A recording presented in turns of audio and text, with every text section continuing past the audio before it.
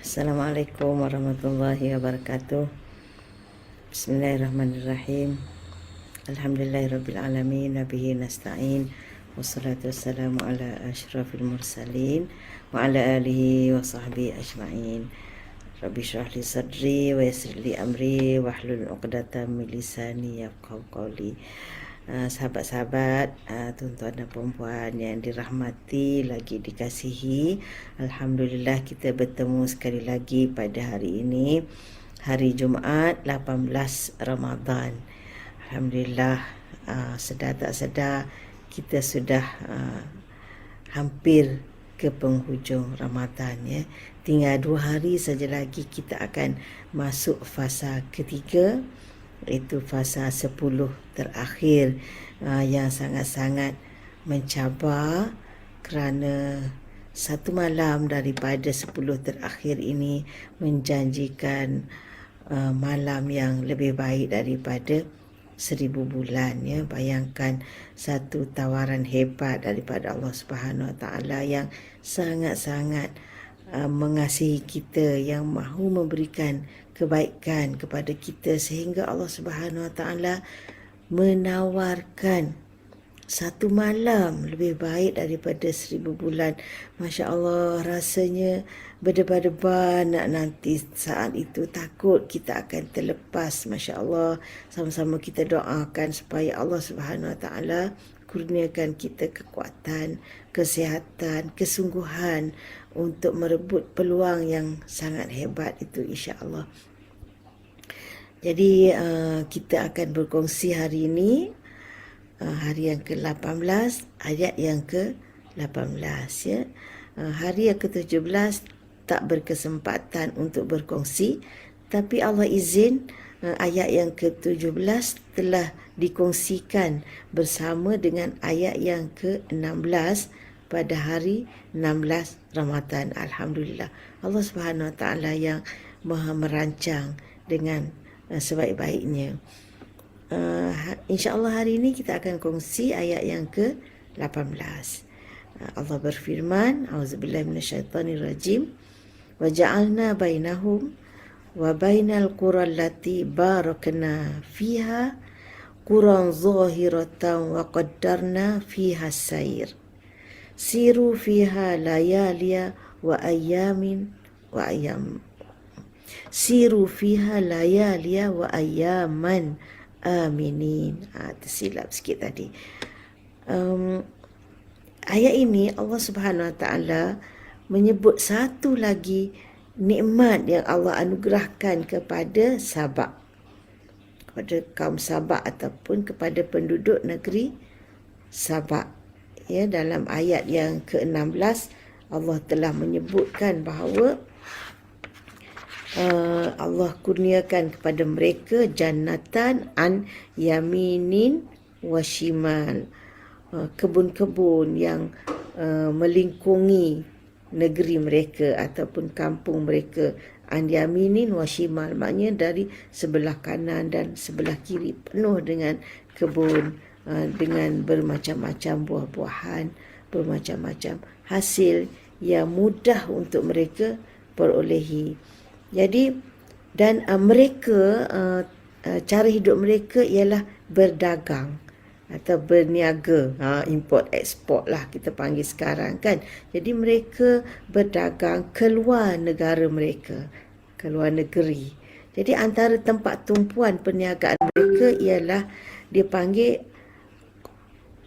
al-qura allati barakna fiha, negeri yang kami berkati padanya. Tahu tak apa negeri yang kami berkati ni? Allah Subhanahu Wa Taala tidak pernah sebut tempat ni tanpa mengaitkan dengan yang kami berkati. Tak lain dan tak bukan adalah negeri Syam, yang mana terletak di situ bumi Palestin yang diberkati.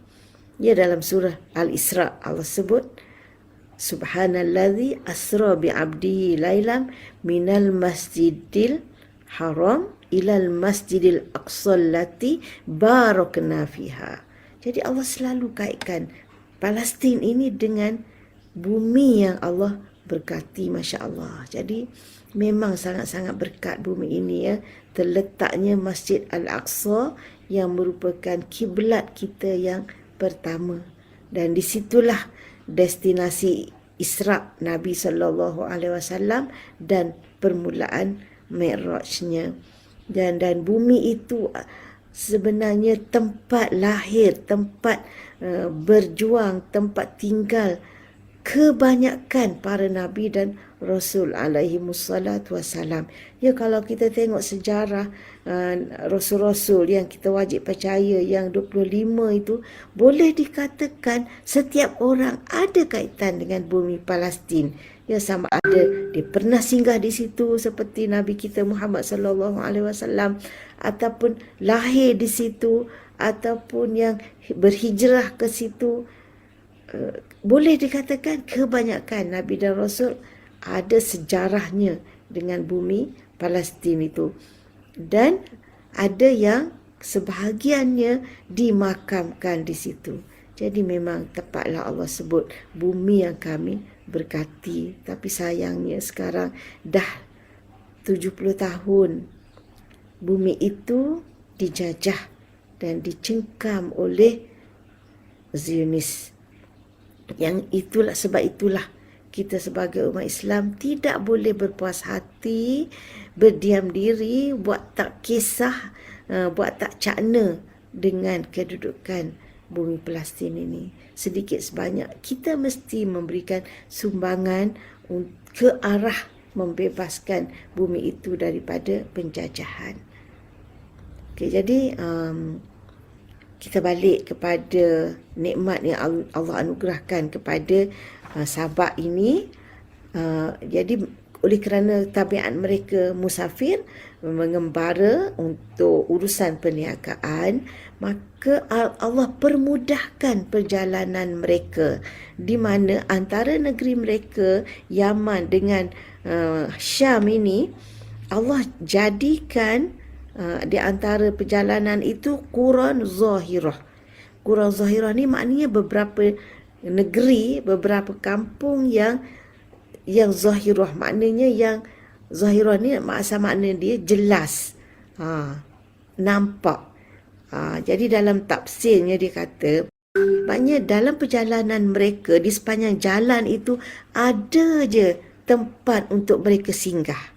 Ada negeri, ada kampung. Macam kita sekarang jalan dekat Lebuh Raya tu ada RNR.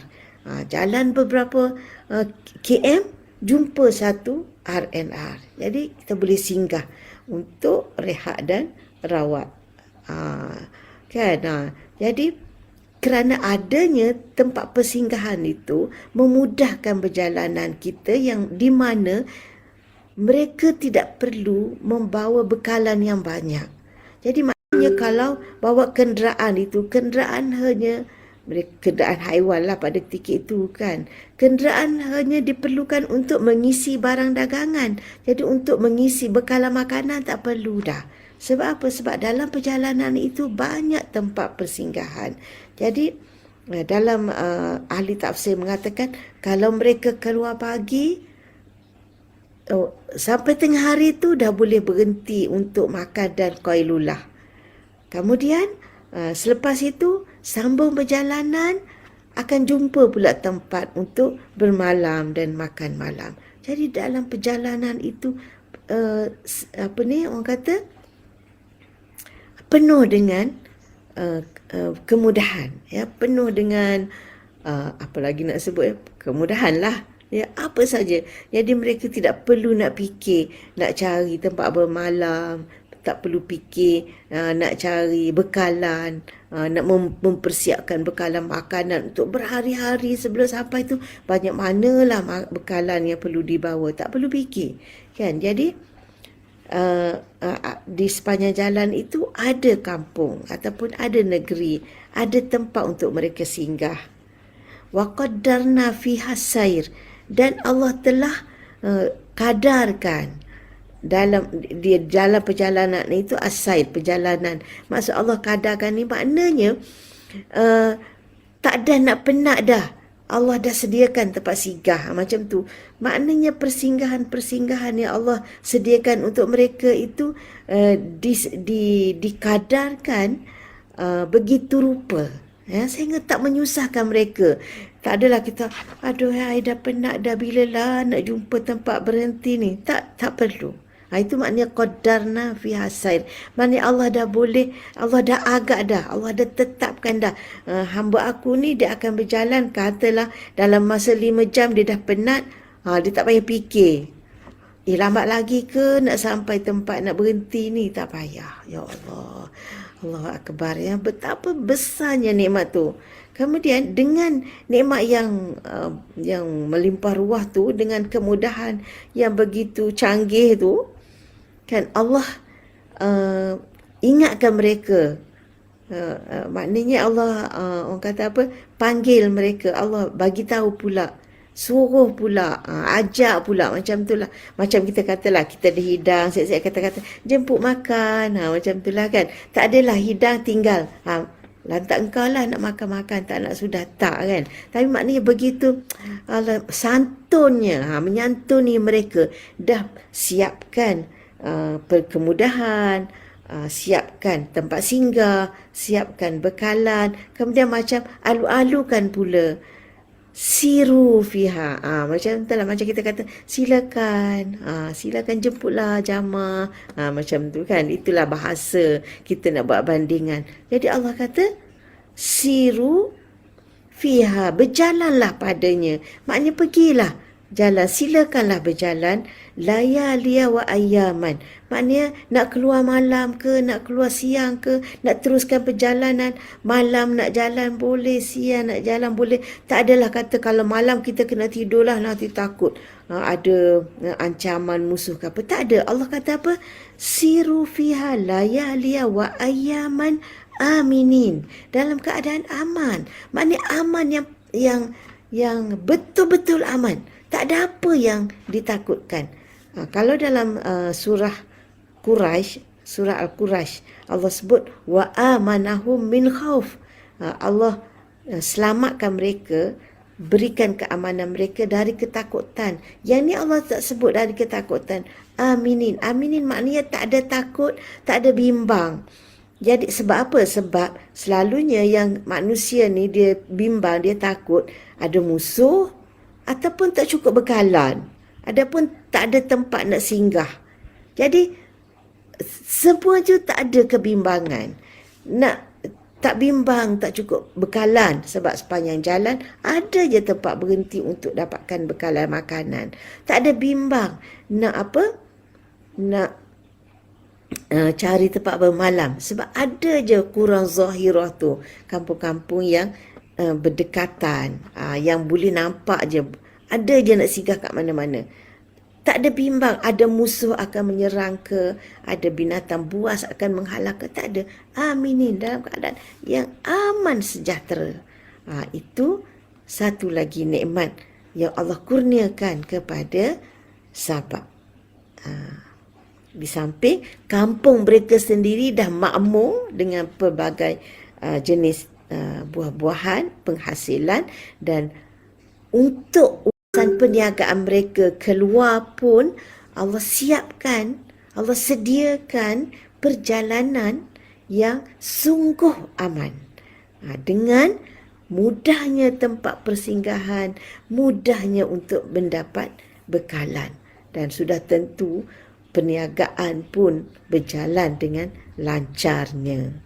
Jadi buat balik barang, bawa pergi barang pun tak bimbang, barang-barang akan dirompak oleh pelanun ke, pelanun betul ke sebut tu, oleh lanun-lanun ke, perompak-perompak ke. Allah pelihara perjalanan itu dengan keamanan yang total, total aman. Jadi kita tahu, dan untuk kebun-kebun tu mereka tak syukur sepenuhnya. Lalu kebun yang lebat itu diganti dengan kebun yang mengandungi pokok-pokok berbuah pahit, dan kalau ada hasil pun terlalu sedikit, buah bidara yang sangat sedikit. Jadi sekarang keamanan dalam perjalanan ini, apakah cara mereka menyambut keamanan yang Allah sediakan ini? Adakah mereka menghargainya dengan bersyukur, dengan menjaga nikmat ini dengan sebaik-baiknya? Inilah yang akan Allah ceritakan dalam ayat yang ke-19 pula. Ya, insya-Allah jangan lupa untuk ikuti ayat yang ke-19. Dengan izin Allah, kita sambung pada hari yang ke-19. Jadi, untuk hari ini, sekian dulu. Wassalamualaikum warahmatullahi wabarakatuh.